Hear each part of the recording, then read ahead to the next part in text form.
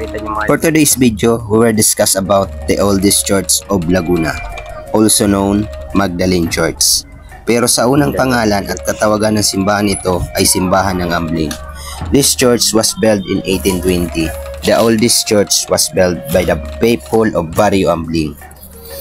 The material used to this is shed in wood and dedicated to Mary Magdalene. Palaspas na yun mga idol. The first parish priest is Padre Antonio Moreno, was the first appointed priest in town of Barrio Ambling in 1821. In 1829, developed the new stone church. The funds used to this is came from the people of Barrio. Ang sambayanan ng Magdalena ay nagtulong-tulong upang mapadali at mabuo ang simbahang bato. Ang buhangin at mga batong ginamit dito ay nagmula sa ilog. But the development of this church was stopped in 1839 at ipinagpatuloy noong 1849 at natapos noong 1855.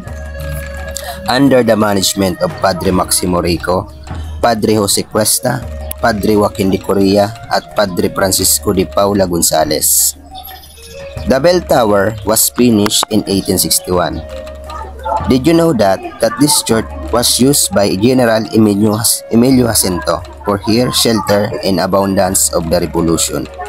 At dito nga nakita ang mga mantsa ng kanyang dugo na dulot ng digmaan. Madami pang mga kasaysayan at makaluma ang ating pupuntahan at sasaliksikin.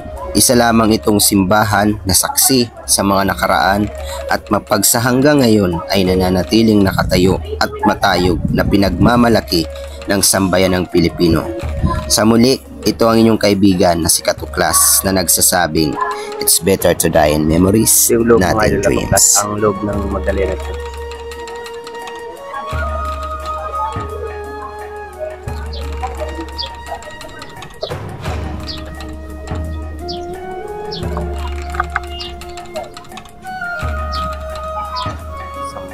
Simbahang bato. Ang simbahan ng Magdalena ay itinayo at natapos sa loob ng ika-16 na taon, 1829 to 1839. So, almost na talaga ito mga idol, plus 150 years old na.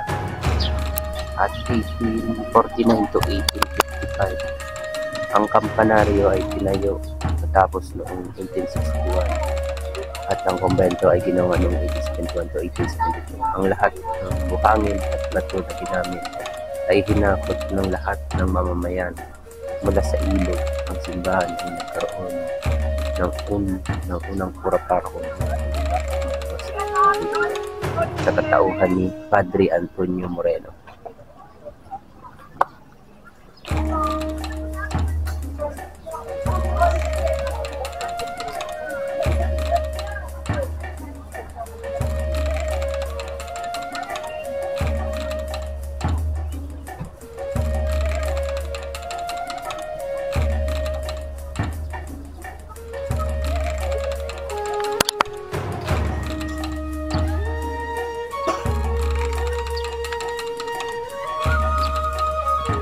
Idol Katuklas. So papunta tayo mga Idol Katuklas dun sa Tulay na Pigo. So dumaan na tayo dito sa simbahan ng Magdalena Church. So almost 150 years old to 200 years old na pala itong simbahan na to.